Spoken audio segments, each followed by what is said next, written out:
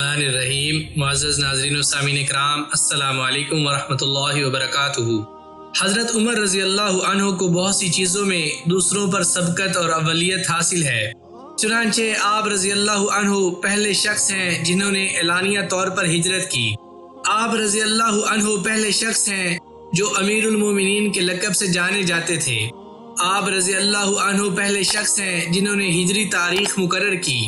آپ رضی اللہ عنہ پہلے شخص ہیں جنہوں نے لوگوں کو قیام رمضان کے لیے جمع کیا۔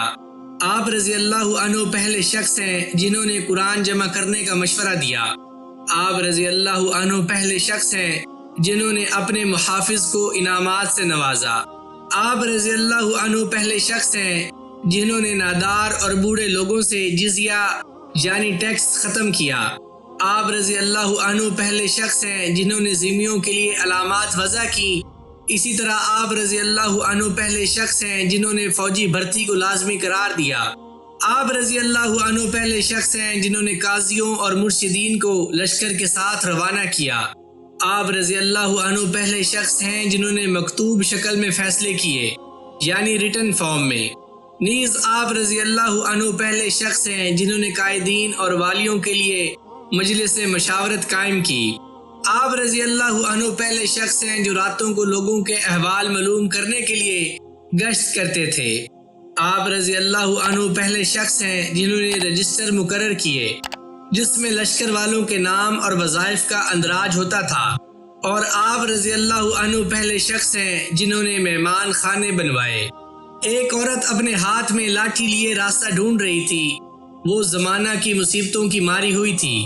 اس نے حضرت عمر بن الخطاب رضی اللہ عنہ کو جو لوگوں کے درمیان کھڑے تھے روکا اور ایک طرف لے گئی۔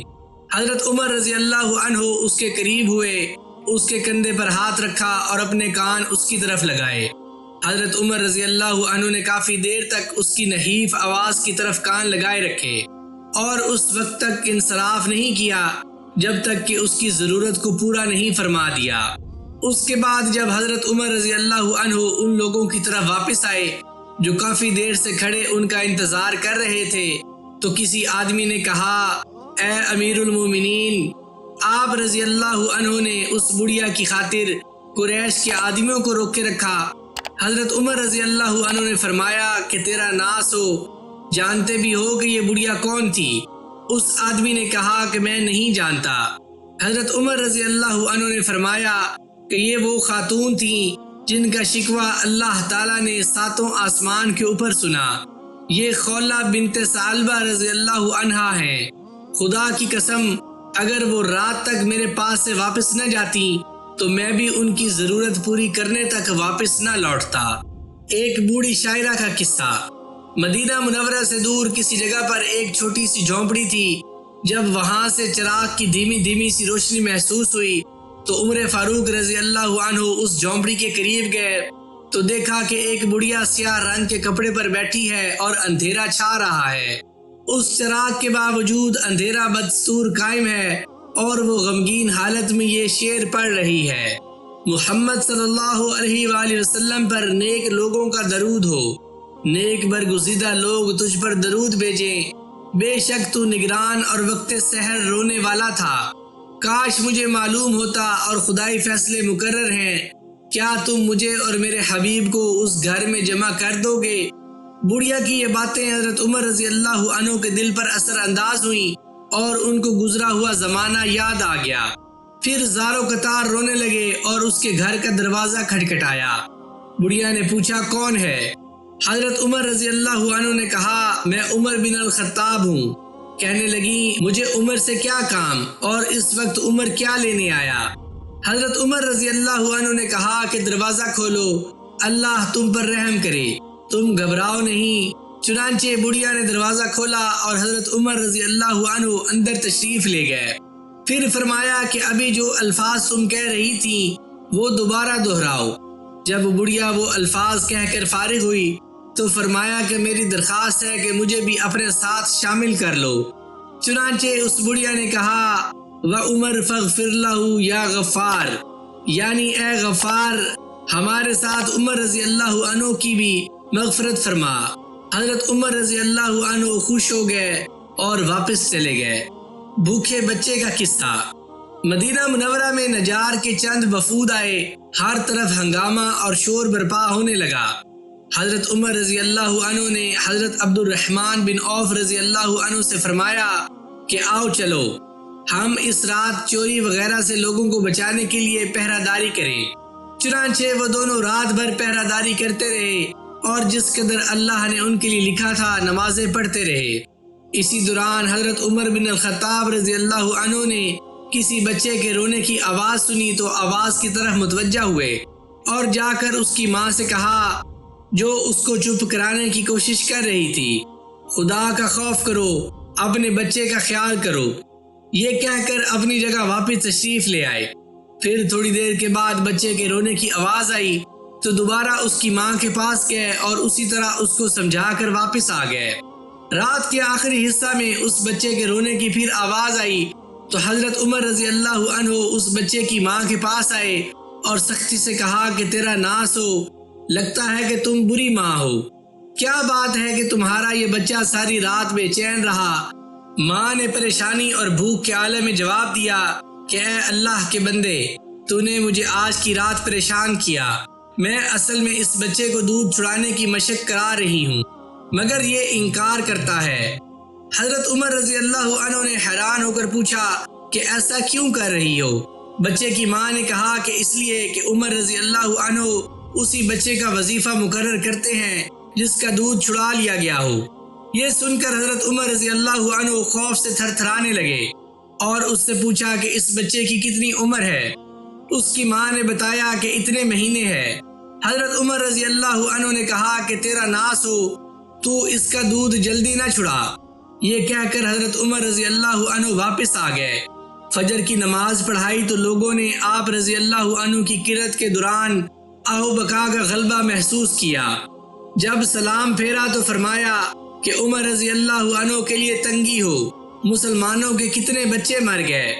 اس کے بعد حالت اسلام میں پیدا ہونے والے ہر بچے کے لیے وظیفے کا حکم جاری فرمایا اور تمام علاقوں میں یہ فرمان نامہ لکھ کر بھیج دیا۔ قصہ نمبر 4، ایک نابینا بوڑھی عورت۔ مدینہ کی ایک جانب ایک چھوٹا سا گھر تھا جس میں ایک نابینا بوڑھی عورت رہتی تھی، جس کے پاس ایک ڈول، ایک بکری اور کھجور کے پتوں سے بنی چٹائی کے سوا دنیا کا کچھ سامان نہیں تھا۔ حضرت عمر بن الخطاب رضی اللہ عنہ ہر شب اس عورت کی خبر گیری کیا کرتے تھے، اس کے لیے پانی کا انتظام کرتے اور اس کی حالت سنوارتے۔ اس بات کو ایک عرصہ بیت گیا۔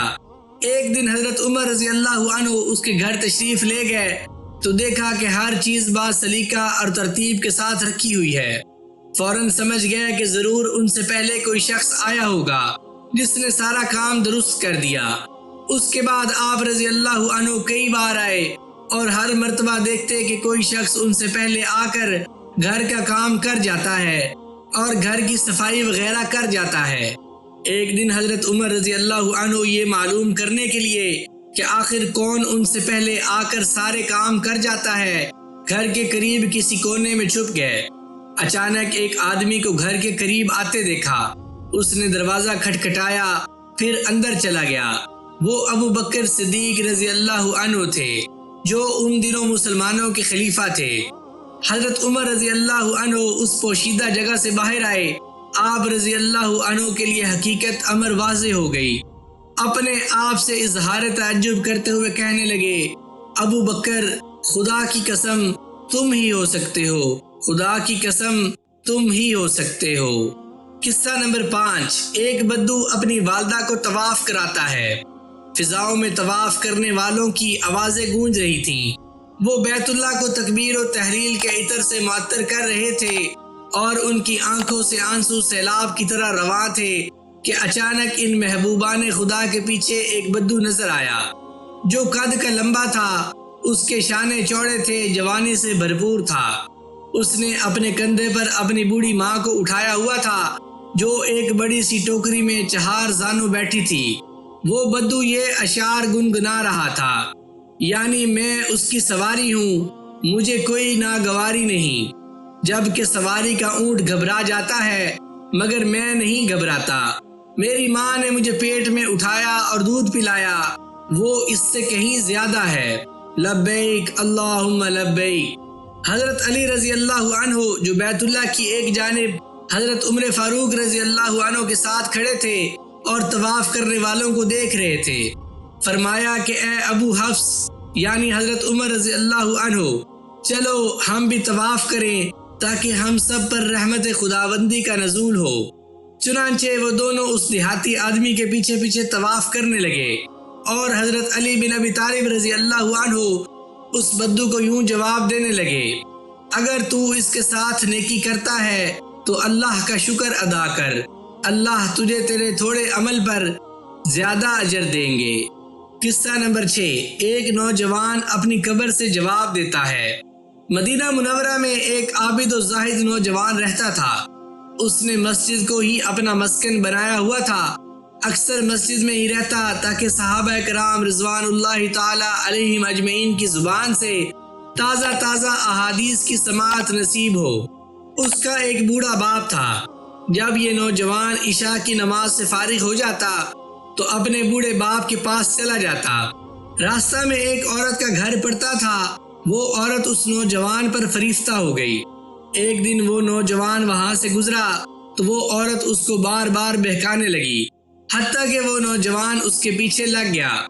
جب اس کے گھر میں داخل ہونے لگا تو اسے اللہ تعالیٰ کا یہ فرمان یاد آ گیا، ان الذین اتقوا اذا مسهم طائف من الشیطان تذکروا فاذا هم مبصرون، سورۃ الاعراف آیت نمبر 201۔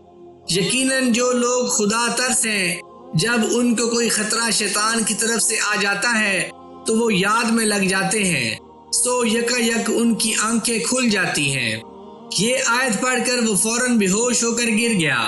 اسی حالت میں اس کو اس کے والد کے پاس لے جایا گیا۔ نوجوان اسی حالت بے ہوشی میں رہا حتیٰ کہ رات کا تہائی حصہ گزر گیا۔ پھر جب اسے ہوش آیا تو اس کے باپ نے پوچھا کہ کیا ہوا تھا۔ اس نوجوان نے سارا واقعہ کہہ سنایا۔ باپ نے اس کو کہا، اے بیٹے، تو نے کون سی آیت پڑھی تھی؟ اس نے وہ آیت پڑھی تو پھر بے ہوش ہو کر گر گیا۔ جب گھر کے تمام افراد اور آس پاس کے پڑوسی جمع ہوئے اور اس کو ہلایا تو دیکھا وہ مرا ہوا ہے۔ چنانچہ اس کو غسل دے کر رات کے وقت دفن کر دیا۔ صبح ہوئی تو حضرت عمر رضی اللہ عنہ کو اس واقعے کی خبر پہنچی تو اس نوجوان کے باپ کے پاس آئے، تعزیت کی، پھر اس نوجوان کی قبر پر تشریف لے گئے اور چلا کر کہا، اے فلاں، وَلِمَنْ خَافَ مَقَامَ رَبِّهِ جَنَّتَانِ، سورۃ الرحمن آیت نمبر 46۔ جو شخص اپنے رب کے سامنے کھڑے ہونے سے ڈرتا ہے اس کے لیے 2 باغ ہیں۔ اس نوجوان نے قبر سے جواب دیا کہ اے عمر رضی اللہ عنہ، مجھے میرے رب نے جنت میں وہ 2 باغ دے دیے ہیں۔ اس نے 2 مرتبہ کہا۔ واللہ عالم۔ قصہ نمبر 7، آج میں ابو بکر رضی اللہ عنہ پر سبقت لے جاؤں گا۔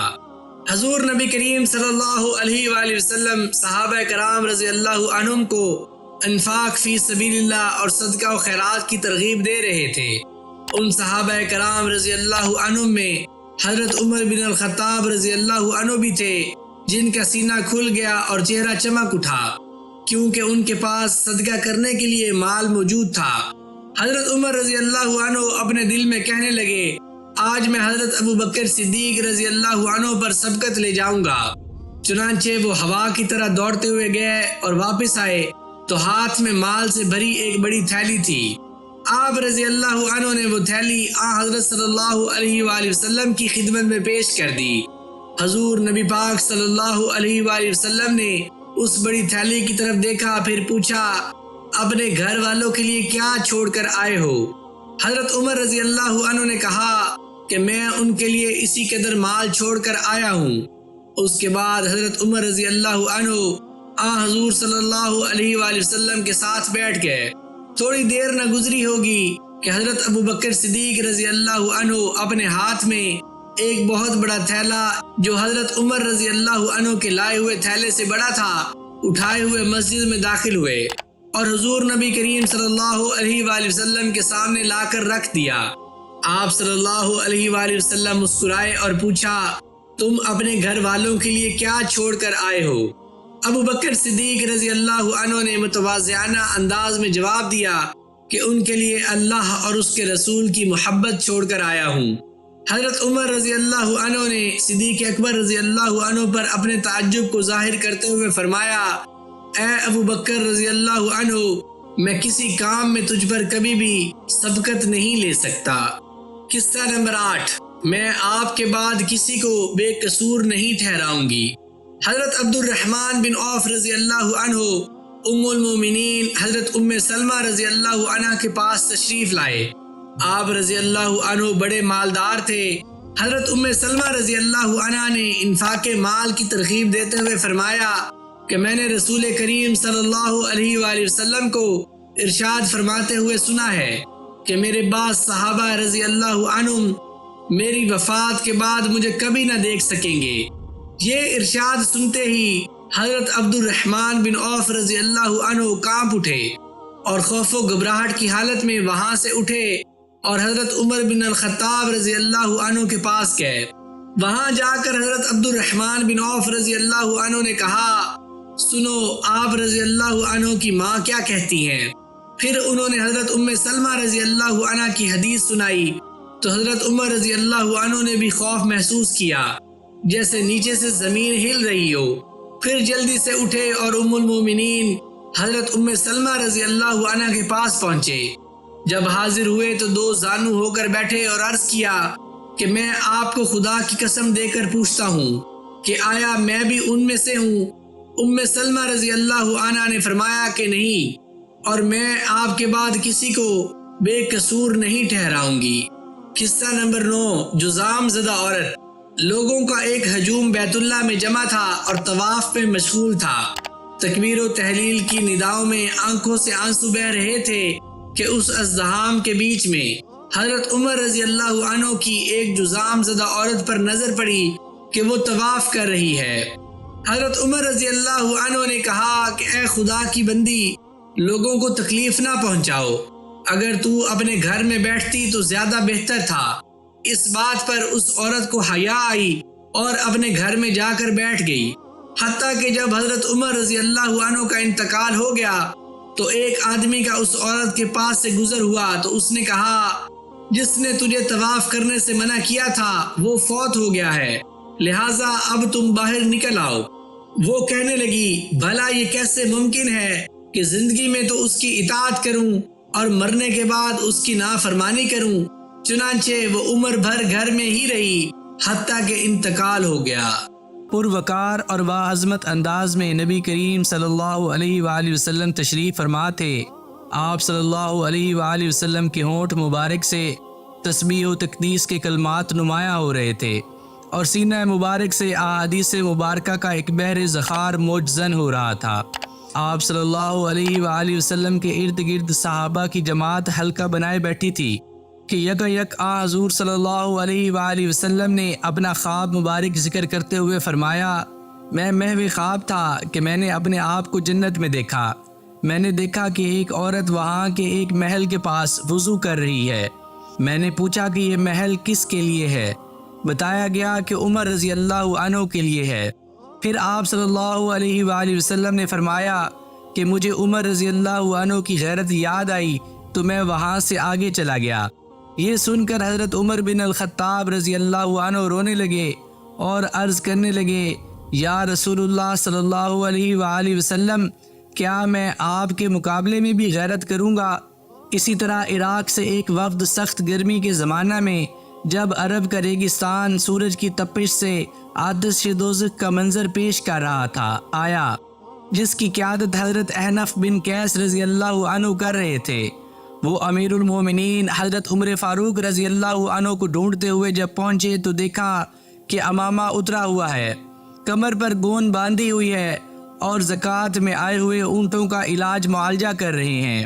جب عمر فاروق رضی اللہ عنہ کی نظر حضرت احنف رضی اللہ عنہ پر پڑی تو فرمایا، اے احنف رضی اللہ عنہ، کپڑے تبدیل کرو اور آؤ، اس اونٹ کے علاج معالجہ میں امیر المومنین کے ساتھ تعاون کرو، اس میں یتیموں، مسکینوں اور بیواؤں کا حق ہے۔ ان لوگوں میں سے کسی نے کہا کہ اے امیر المومنین، اللہ تعالیٰ آپ رضی اللہ عنہ کی مغفرت فرمائے، آپ اپنے کسی غلام کو حکم فرما دیتے وہ یہ کام انجام دے دیتا۔ حضرت عمر رضی اللہ عنہ نے عاجزانہ انداز میں فرمایا کہ بھلا مجھ سے بڑا غلام بھی کوئی ہوگا؟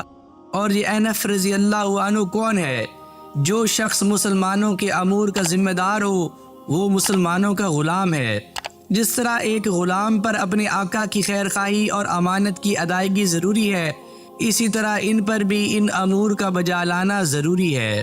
ایک دن چلچلاتی دھوپ میں حضرت عمر رضی اللہ عنہ مدینہ منورہ سے باہر گئے ہوئے تھے۔ سر مبارک پر اپنی چادر رکھی ہوئی تھی کہ ایک غلام گدھے پر سوار ہوئے آپ رضی اللہ عنہ کے پاس سے گزرا۔ آپ رضی اللہ عنہ نے کہا کہ اے غلام، مجھے بھی اپنے ساتھ سوار کر لو۔ غلام نے فوراً اپنی سواری کو روکا اور اپنے گدھے سے نیچے اتر کر عاجزانہ انداز میں عرض کیا، اے امیر المومنین، لیجئے آپ رضی اللہ عنہ سوار ہو جائیں۔ آپ رضی اللہ عنہ نے کہا کہ نہیں، تم سوار ہو جاؤ، میں تمہارے پیچھے سوار ہوتا ہوں۔ کیا تم مجھے پست جگہ پر سوار کرنا چاہتے ہو اور خود سخت جگہ پر سوار ہونا چاہتے ہو؟ بہرحال غلام کا یہ اصرار تھا کہ حضرت عمر رضی اللہ عنہ آگے بیٹھیں اور وہ پیچھے بیٹھے گا، جبکہ حضرت عمر رضی اللہ عنہ کا اصرار یہ تھا کہ غلام آگے سوار ہو اور وہ پیچھے بیٹھیں گے۔ بالآخر غلام نے امیر المومنین کی بات مان لی اور یوں حضرت عمر رضی اللہ عنہ مدینہ منورہ ایک غلام کے پیچھے بیٹھے داخل ہوئے اور لوگ یہ منظر دیکھ رہے تھے۔ ایک دن حضرت عمر رضی اللہ عنہ کے بیٹے حضرت عمر رضی اللہ عنہ کے پاس آئے۔ بالوں میں کنگھی کی ہوئی تھی اور عمدہ پوشاک زیب تن تھا۔ ان کی یہ تعیش پسندی دیکھ کر حضرت عمر رضی اللہ عنہ نے اپنے بیٹے کو درہ سے اتنا مارا کہ وہ رونے لگے۔ حضرت حفصہ رضی اللہ عنہ نے کہا، آپ نے اسے کیوں مارا؟ آپ رضی اللہ عنہ نے فرمایا کہ میں نے اس کو دیکھا کہ یہ خود پسندی میں مبتلا ہے، اس لیے میں نے چاہا کہ اس کے نفس کو اس کے سامنے حقیر بناؤں۔ حضرت عمر رضی اللہ عنہ نے اپنے کندھے سے نیند کا غبار جھاڑا اور رعایا کی خبر گیری کرنے کے لیے نکل پڑے۔ آپ رضی اللہ عنہ نے دیکھا کہ ایک عورت اپنی کمر پر پانی کی مشک اٹھائے ہوئے اور ننگے پاؤں چلی جا رہی ہے۔ حضرت عمر رضی اللہ عنہ نے اس کے احوال دریافت کیے تو اس نے بتایا کہ وہ ایک عیال دار عورت ہے اور اس کے پاس کوئی خادمہ نہیں، اس لیے وہ اپنے بچوں کو پانی پلانے کے لیے رات کے وقت خود ہی نکلی ہے اور دن کے وقت خوف کی وجہ سے اسے نکلنا پسند نہیں ہے۔ حضرت عمر رضی اللہ عنہ نے جب اس کے حالات سنے تو بڑے پسیجے اور خود اس کی مشک اٹھا کر اس کے گھر تک گئے۔ پھر فرمایا کہ تم صبح کے وقت عمر رضی اللہ عنہ کے پاس آنا، وہ تمہارے لیے کسی خادمہ کا انتظام کر دیں گے۔ وہ کہنے لگی کہ میں ان تک نہیں پہنچ سکتی۔ حضرت عمر رضی اللہ عنہ نے فرمایا کہ تمہیں انشاءاللہ وہ مل جائیں گے۔ چنانچہ جب وہ عورت صبح کے وقت ان کے پاس پہنچی تو دیکھا کہ عمر رضی اللہ عنہ تو وہی ہیں۔ اس عورت نے حضرت عمر رضی اللہ عنہ کو پہچان لیا، پھر بھاگ گئی۔ حضرت عمر رضی اللہ عنہ نے اس کے لیے خادمہ اور نفقہ کا حکم دیا اور اس کے چلے جانے کے بعد اس کو بھیج دیا۔ امیر المومنین حضرت عمر فاروق رضی اللہ عنہ کے پاس کہیں سے بہت سے کپڑے آئے تو آپ نے لوگوں میں وہ کپڑے تقسیم کر دیے۔ ہر آدمی کو کپڑا ملا۔ پھر آپ رضی اللہ عنہ ممبر پر جلوہ افروز ہوئے۔ آپ رضی اللہ عنہ کے بدن پر کپڑوں کا جوڑا تھا۔ آپ رضی اللہ عنہ نے فرمایا، لوگوں میری بات سنو۔ حضرت سلمان رضی اللہ عنہ نے کہا کہ ہم نہ آپ کی بات سنتے ہیں اور نہ مانتے ہیں۔ حضرت عمر رضی اللہ عنہ نے متعجب ہو کر کہا، اے ابو عبداللہ، کیوں؟ انہوں نے کہا کہ آپ نے ہم میں تو ایک ایک کپڑا تقسیم کیا اور اپنی ذات کے لیے 2 کپڑے رکھے۔ حضرت عمر رضی اللہ عنہ نے فرمایا کہ اے ابو عبداللہ، جلدی نہ کرو۔ پھر آواز دی، اے عبداللہ بن عمر رضی اللہ عنہ۔ ابن عمر رضی اللہ عنہ نے کہا کہ امیر المومنین، میں حاضر ہوں، فرمائیے۔ حضرت عمر رضی اللہ عنہ نے فرمایا، میں تجھے خدا کی قسم دے کر پوچھتا ہوں کہ جو کپڑا میں نے پہنا ہوا ہے کیا یہ تیرا کپڑا ہے؟ انہوں نے کہا کہ جی ہاں، یہ میرا ہے۔ حضرت سلمان رضی اللہ عنہ نے فرمایا کہ ہاں، اب ہم آپ کی بات سنیں گے اور اطاعت بھی کریں گے۔ حضرت یزید بن ابی سفیان رضی اللہ عنہ کے متعلق یہ افواہیں گردش کرنے لگی کہ وہ طرح طرح کے کھانے تناول کرتے ہیں اور یہ خبر یثرب کے تمام اطراف میں پھیل گئی۔ یہاں تک کہ جب امیر المومنین رضی اللہ عنہ کو بھی اس بات کا علم ہوا تو آپ رضی اللہ عنہ نے اپنے ایک غلامہ یرفع سے کہا کہ جب تجھے پتہ چلے کہ وہ کھانے میں حاضر ہے تو مجھے بتا دینا۔ چنانچہ جب یزید بن ابی سفیان رضی اللہ عنہ کھانا کھانے کے لیے بیٹھے تو غلام نے آپ رضی اللہ عنہ کو مطلع کر دیا۔ حضرت عمر رضی اللہ عنہ فوراً تشریف لائے اور سلام کر کے اجازت طلب کی۔ اجازت ملی تو اندر تشریف لائے اور ان کے قریب بیٹھ گئے۔ تھوڑی دیر کے بعد سرید اور گوشت آیا۔ حضرت عمر رضی اللہ عنہ نے بھی ان کے ساتھ کھانا تناول کیا۔ پھر بھنا ہوا گوشت آیا تو یزید نے اپنا ہاتھ بڑھایا تو حضرت عمر رضی اللہ عنہ نے روک دیا اور سرزنش کرتے ہوئے فرمایا، خدا کا خوف کرو اے یزید بن ابی سفیان رضی اللہ عنہ، کیا کھانا کھا لینے کے بعد پھر دوبارہ کھاؤ گے؟ اس ذات کی قسم جس کے قبضہ میں عمر رضی اللہ عنہ کی جان ہے، اگر تم لوگوں کے طریقہ کے خلاف چلو گے تو وہ بھی تمہارے طریقہ کے خلاف ہی چلیں گے۔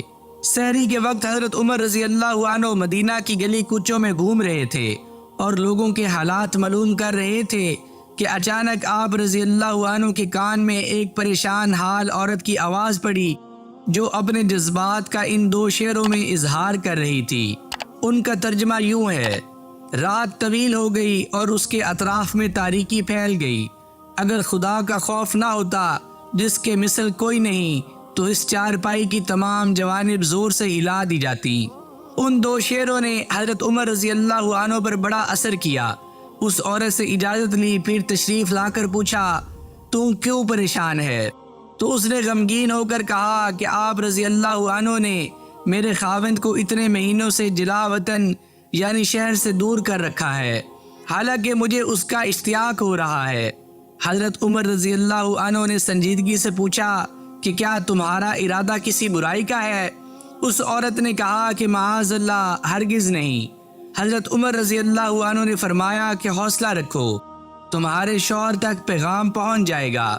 بعد ازاں حضرت عمر رضی اللہ عنہ اپنی صاحبزادی حضرت حفصہ رضی اللہ عنہ کے پاس تشریف لائے اور فرمایا کہ میں تم سے ایک اہم بات پوچھنا چاہتا ہوں، تم اس کی وضاحت کر دو۔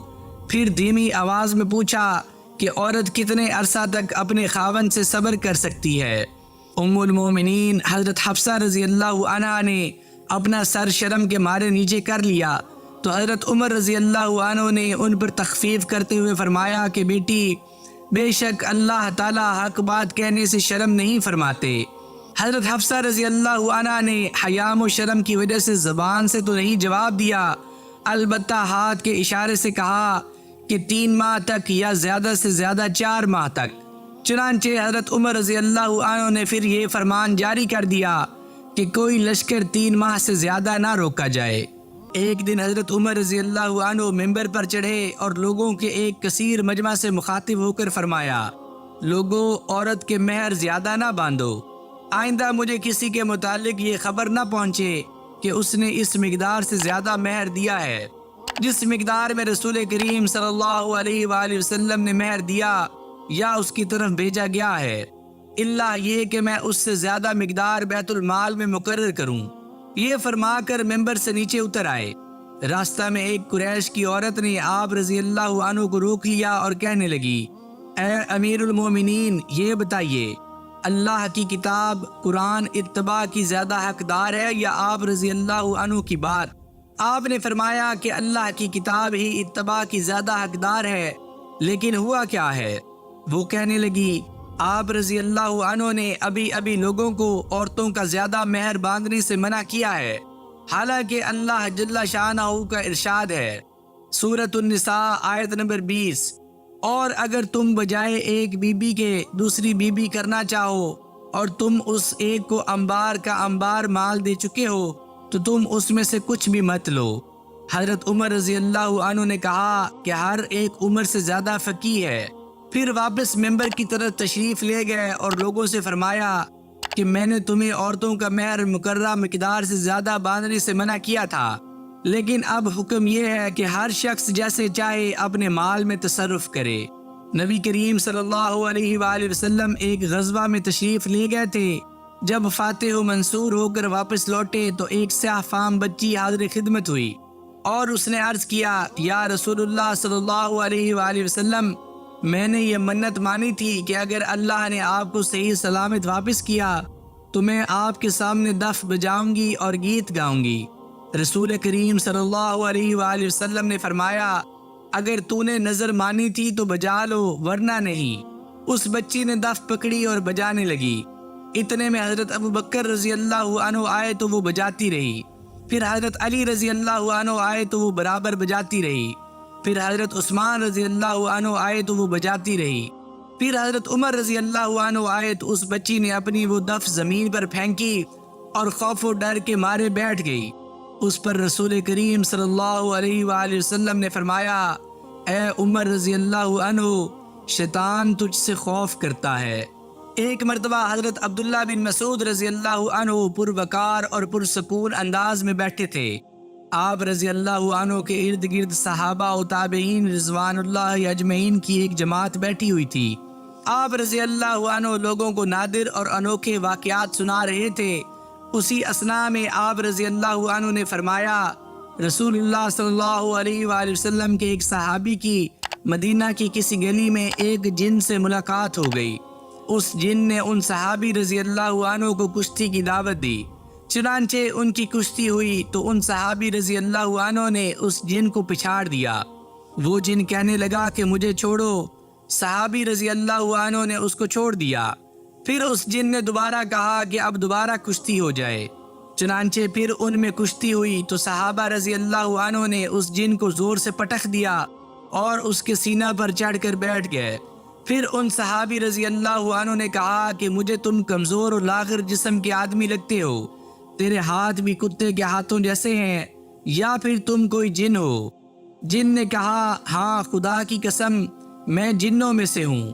صحابی رضی اللہ عنہ نے فرمایا کہ میں تمہیں اس وقت تک چھوڑنے کا نہیں جب تک تم مجھے وہ دعا نہیں بتا دو گے جس کے ذریعے ہم تمہارے اثر سے محفوظ رہ سکیں۔ اس جن نے کہا کہ وہ آیت الکرسی ہے۔ کسی نے حضرت ابن مسعود رضی اللہ عنہ سے پوچھا کہ وہ صحابی رضی اللہ عنہ کون شخص تھے؟ انہوں نے فرمایا کہ ایسا صحابی عمر رضی اللہ عنہ کے سوا اور کون ہو سکتا ہے؟ حضرت عمر بن الخطاب رضی اللہ عنہ صحابہ رضوان اللہ اجمعین کے پاس امیر المومنین کی حیثیت سے بیٹھے تھے۔ صحابہ کرام رضی اللہ عنہم آپ کے ارد گرد بیٹھے مختلف باتیں کر رہے تھے اور آپ صلی اللہ علیہ وآلہ وسلم کی سیرت طیبہ کا ذکر خیر کر رہے تھے۔ اسی اثناء میں لوگ حضرت عمر رضی اللہ عنہ کی مدح سرائی کرنے لگے کہ خدا کی قسم اے امیر المومنین، ہم نے کوئی شخص نہیں دیکھا جو آپ سے زیادہ انصاف کرنے والا ہو، آپ سے زیادہ حق گو ہو اور آپ سے زیادہ منافقین پر سخت گیر ہو۔ آپ رضی اللہ عنہ تو رسول اللہ صلی اللہ علیہ وآلہ وسلم کے بعد تمام لوگوں سے زیادہ بہتر ہیں۔ یہ سنتے ہی حضرت عوف بن مالک رضی اللہ عنہ کو غصہ آ گیا۔ وہ بھی ان میں بیٹھے تھے، آپے سے باہر ہو رہے تھے، پھر چلا کر کہنے لگے خدا کی قسم تم جھوٹے ہو، ہم نے حضور اکرم صلی اللہ علیہ وآلہ وسلم کے بعد ایک ایسے شخص کو دیکھا ہے جو ان حضرت عمر رضی اللہ عنہ سے بھی زیادہ بہتر ہے۔ حضرت عمر رضی اللہ عنہ نے پوچھا اے عوف وہ کون ہے؟ عوف رضی اللہ عنہ نے کہا کہ وہ ابو بکر رضی اللہ عنہ ہیں۔ حضرت عمر رضی اللہ عنہ نے فرمایا کہ واقعی عوف سچ کہتے ہیں اور تم جھوٹ کہتے ہو، خدا گواہ ہے۔ حضرت ابو بکر رضی اللہ عنہ تو مشک کی خوشبو سے زیادہ پاکیزہ اور خوشگوار تھے، میں تو اپنے گھر کے اونٹوں سے زیادہ بھٹکنے والا ہوں۔ حضرت عمر بن الخطاب رضی اللہ عنہ کی بیوی نے 60 درہموں کا گھی خریدا۔ جب حضرت عمر رضی اللہ عنہ کی اس پر نظر پڑی تو پوچھا یہ کیا ہے؟ بیوی نے کہا کہ گھی ہے جو میں نے اپنے مال سے خریدا ہے، آپ رضی اللہ عنہ کے نفقہ سے نہیں خریدا۔ حضرت عمر رضی اللہ عنہ نے فرمایا کہ میں یہ گھی نہیں چکھوں گا تا وقت یہ کہ لوگ شکم سیر ہو جائیں۔ ایک دن غم و حزن کے عالم میں حضرت عمر بن الخطاب رضی اللہ عنہ منبر پر بیٹھے اور لوگوں سے مخاطب ہوئے۔ لوگوں کی اتنی تعداد تھی کہ مسجد میں تل دھرنے کی جگہ نہ تھی۔ فرمایا لوگوں، میں اپنی حیثیت سے واقف ہوں، میں اپنی خالہ جو بنو مخزوم سے تعلق رکھتی تھی کی بکریاں چرایا کرتا تھا۔ جس کے عوض مجھے مٹھی بھر کھجوریں ملتی تھیں۔ یہ فرمایا اور ممبر سے نیچے اتر گئے۔ ہر طرف تعجب خیز آوازیں آنے لگیں۔ عمر رضی اللہ عنہ نے ہم کو کس لیے جمع کیا تھا؟ یہ آپ رضی اللہ عنہ نے کیا بات کہی ہے؟ خدا گواہ ہے ہمیں تو کچھ سمجھ نہیں آیا۔ حضرت عبد الرحمن بن عوف رضی اللہ عنہ آگے بڑھے اور حضرت عمر رضی اللہ عنہ کے سامنے بیٹھ کر دریافت کیا، اے امیر المومنین، آپ رضی اللہ عنہ نے یہ کیا کہا؟ آپ رضی اللہ عنہ کی کیا مراد تھی؟ حضرت عمر رضی اللہ عنہ نے اپنے مرتعش ہونٹوں کو ہلاتے ہوئے فرمایا، اے ابن عوف رضی اللہ عنہ، تیرا ناس ہو، میں نے اپنے نفس سے خلوت کی تو نفس نے کہا تو امیر المومنین ہے، تیرے اور اللہ کے درمیان اور کوئی نہیں ہے، بھلا تجھ سے افضل اور کون ہو سکتا ہے؟ بس میں نے چاہا کہ اس کو اس کی حیثیت جتا دوں۔ ایک دفعہ ایک آدمی امیر المومنین حضرت عمر فاروق رضی اللہ عنہ کے سامنے کھڑا ہو گیا اور غصہ سے کہنے لگا، اے امیر المومنین، خدا کا خوف کھائیے۔ لوگوں میں سے ایک آدمی اٹھا اور اس سے کہنے لگا، کیا تم امیر المومنین کو کہہ رہے ہو کہ خدا کا خوف کرو؟ حضرت عمر رضی اللہ عنہ نے فرمایا کہ اس کو یہ بات کہنے دو، اس نے کیا اچھی بات کہی ہے، تم میں کوئی خیر و بھلائی نہیں جب تک تم یہ بات ہم سے نہ کہو، اور ہم میں کوئی بھلائی نہیں جب کہ ہم تم سے یہ بات قبول نہ کریں۔ ایک دن حضرت عمر رضی اللہ عنہ ممبر پر جلوہ افروز ہوئے اور از راہ نصیحت اعلان کیا کہ میں تم کو خدا تعالیٰ کی قسم دے کر کہتا ہوں، جو آدمی میرے اندر کوئی عیب جانتا ہو وہ اس عیب کو ضرور ذکر کرے۔ یہ اعلان ہوتے ہی ہر طرف شور و غوغا مچ گیا، آوازیں بلند ہونے لگیں۔ اتنے میں ایک آدمی اٹھا اور اس نے کہا، آپ رضی اللہ عنہ کے اندر دو عیب ہیں۔ یہ سن کر حضرت عمر رضی اللہ عنہ کا چہرہ دمک اٹھا اور مسکراتے ہوئے دریافت کیا، وہ کون سے عیب ہیں؟ اللہ تجھ پر رحم فرمائے۔ اس آدمی نے کہا کہ آپ رضی اللہ عنہ کے پاس دو قمیضیں ہیں، ایک قمیض پہنتے ہیں اور دوسری اتارتے ہیں، اور آپ رضی اللہ عنہ نو با نو کھانے جمع کرتے ہیں جبکہ یہ عام لوگوں کی وسعت سے باہر ہے۔ حضرت عمر رضی اللہ عنہ نے فرمایا، خدا کی قسم، اب میں دو قمیضوں اور دو طرح کے کھانوں کو ہرگز جمع نہیں کروں گا۔ چنانچہ آپ رضی اللہ عنہ اس پر قائم رہے یہاں تک کہ اللہ سے ملاقات فرمائی۔ ایک دن مسجد آخر تک بھری ہوئی تھی، لوگ سوالیہ نظروں سے باہم تبادلہ خیالات کرنے لگے کہ امیر المومنین کو آنے میں تاخیر کیوں ہو گئی، وہ کہاں ہیں؟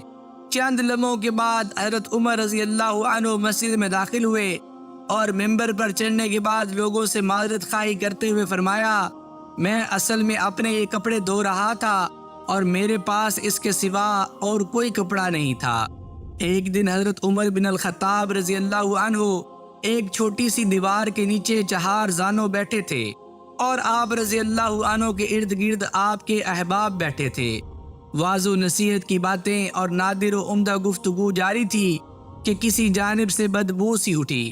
حضرت عمر رضی اللہ عنہ فرمانے لگے، میں اس شخص کو بقسم کہتا ہوں کہ وہ اٹھے اور وضو کرے۔ لوگ ایک دوسرے کی طرف تکنے لگے اور انہیں حضرت عمر رضی اللہ عنہ کی اس بات پر عمل دشوار محسوس ہوا تو حضرت جریر بن عبداللہ رضی اللہ عنہ نے عرض کیا، اے امیر المومنین، ہم سب وضو کر لیتے ہیں۔ ان کا مقصد اس سے یہ تھا کہ اس طرح اس شخص کی سبکی نہ ہوگی جس نے ہوا خارج کی ہے۔ ان کی بات سن کر حضرت عمر بن الخطاب رضی اللہ عنہ مسکرائے اور فرمایا، اللہ تجھ پر رحم فرمائے، تم زمانہ جاہلیت میں بھی کیا ہی خوب سردار تھے اور زمانہ اسلام میں بھی کیا ہی خوب سردار ہو۔ حضرت عمر بن الخطاب رضی اللہ عنہ نے بنو حارثہ کے چشمہ کے پاس محمد بن مسلمہ رضی اللہ عنہ کو دیکھا۔ وہ بڑے جرأت مند اور حق گو آدمی تھے، خواہ اس حق بات کہنے پر موت بھی ہوتی۔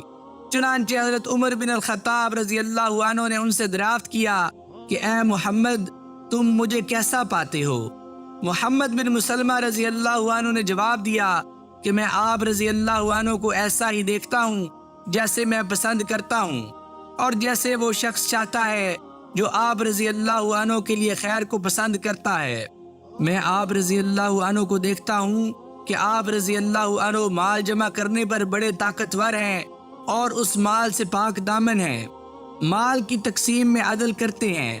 اگر آپ رضی اللہ عنہ ٹیڑھے ہو گئے تو ہم آپ کو تیر کی طرح سیدھا کر دیں گے۔ حضرت عمر رضی اللہ عنہ نے خوش ہوتے ہوئے فرمایا، اللہ کا شکر ہے جس نے ایسے لوگ بھی میری قوم میں پیدا کیے ہیں، جب کہ میں ٹیڑھا ہونے لگتا ہوں وہ مجھے سیدھا کر دیتے ہیں۔ ایک دن حضرت عمر فاروق رضی اللہ عنہ اور حضرت ابی بن کعب رضی اللہ عنہ کے درمیان کسی بات میں اختلاف ہو گیا، تو حضرت عمر رضی اللہ عنہ نے کہا کہ چلو کسی کو اپنا حکم یعنی ثالث مقرر کر لیتے ہیں۔ حضرت ابی بن کعب رضی اللہ عنہ نے ان کی بات کو قبول کرتے ہوئے حضرت زید بن ثابت رضی اللہ عنہ کو ثالث بنانا تجویز کیا۔ چنانچہ وہ دونوں حضرات حضرت زید رضی اللہ عنہ کے پاس آئے۔ حضرت عمر رضی اللہ عنہ نے کہا کہ ہم آپ کے پاس اپنا ایک فیصلہ کروانے آئے ہیں۔ حالانکہ دوسرے لوگ حضرت عمر رضی اللہ عنہ سے اپنے فیصلے کروانے آتے تھے۔ جب وہ دونوں ان کے پاس حاضر ہوئے تو حضرت زید رضی اللہ عنہ نے امیر المومنین کے لیے اپنا فراش کشادہ کیا اور ہاتھ کے اشارے سے کہا کہ اے امیر المومنین یہاں تشریف رکھیں۔ حضرت عمر رضی اللہ عنہ کا چہرہ متغیر ہو گیا اور فرمایا، یہ تم نے اپنے فیصلہ میں پہلا ظلم کیا ہے، میں اپنے فریق مخالف کے ساتھ ہی بیٹھوں گا۔